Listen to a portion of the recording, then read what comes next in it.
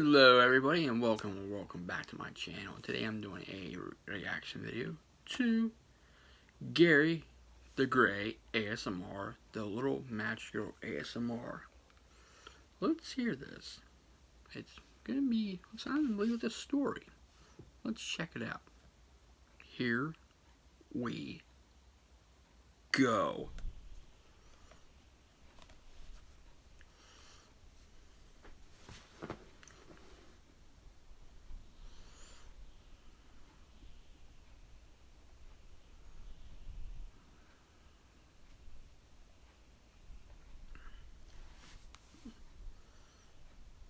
Candles. Hans Christian Andersen, the Little Match Girl. Turn it down a little bit. Most terribly cold it was. It snowed and was nearly quite dark. The last evening of the year. In this cold and darkness, there went along the street a poor little girl. This reminds me of ASMR or Matt, the one who reads. When she does like characters and stuff. It is true. Yes, Matt R. I believe that's how I pronounce it. They were very large slippers, which her mother had hitherto worn. So large were they, and the poor little thing lost them as she scuffled away across the street because of two carriages that rolled by dreadfully fast. One slipper was nowhere to be found. The other had been laid hold of by an urchin, and off he ran with it. He does. Gary does sound like kind of like AS Matt R. When he someday or other should have children himself. Kind of. So the little maiden walked on with her tiny naked feet that were quite red and blue from cold. She carried a quantity of matches in an old apron, and she held a bundle of them in her hand. Nobody had bought anything of her the whole livelong day. No one had given her a single farthing. She crept along trembling with cold and hunger, a very picture of sorrow, the poor little thing. The flakes of snow covered her long, fair hair, which fell in beautiful curls around her neck, but of that, of course, she never once now thought. From all the windows the candles were gleaming, and it smelt so deliciously of roast goose, for you know, it was New Year's Eve. Yes, of that she thought. Like the wind, too. In the background. In a corner formed by two houses, of which one advanced more than the other, she seated herself down and cowered together. Her little feet she had drawn close up to her, but she grew colder and colder, and to go home she did not venture, for she had not sold any matches, and could not bring a farthing of money.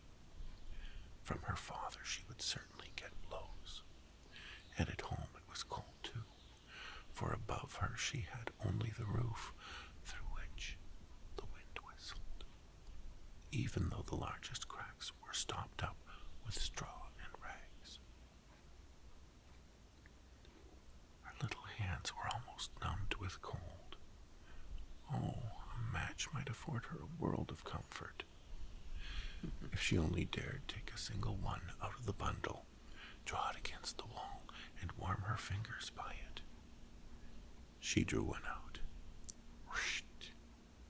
How it blazed, how it burnt. It was a warm, bright flame, like a candle.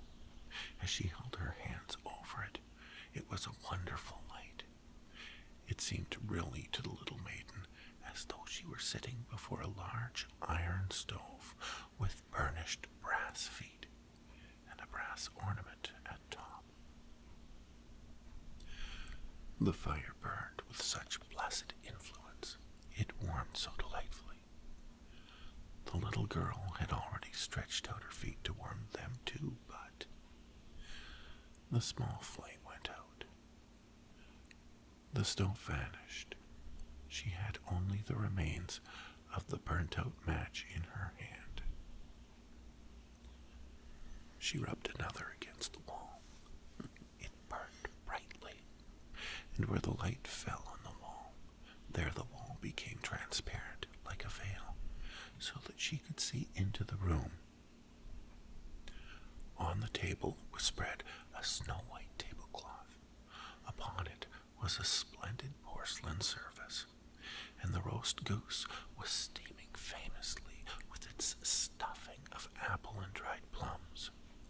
And what was still more capital to behold was the goose hopped down from the dish, reeled about on the floor with knife and fork in its breast, till it came to the poor little girl, when the match went out, and nothing but the thick, cold, damp wall was left behind. She lighted another match. Now there she was, sitting under the most magnificent Christmas tree. It was still larger and more decorated than the one which she had seen through the glass door in the rich merchant's house. Thousands of lights were burning on the green branches, and gaily colored pictures, such as she had seen in the shop windows, looked down upon her. The little maiden stretched out her hands toward them when the match went out.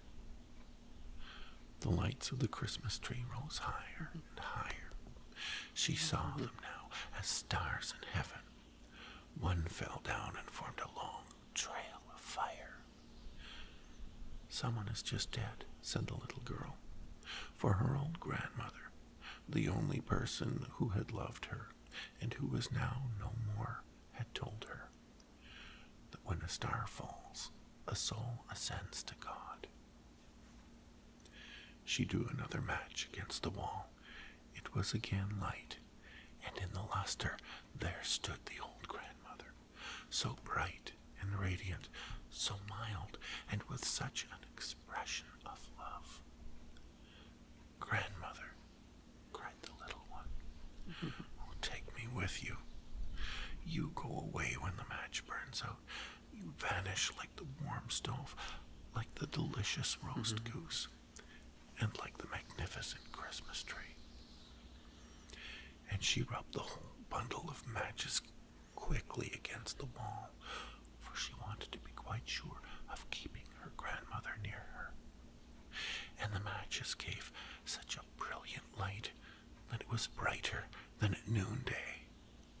Never formerly had the grandmother been so beautiful and so tall.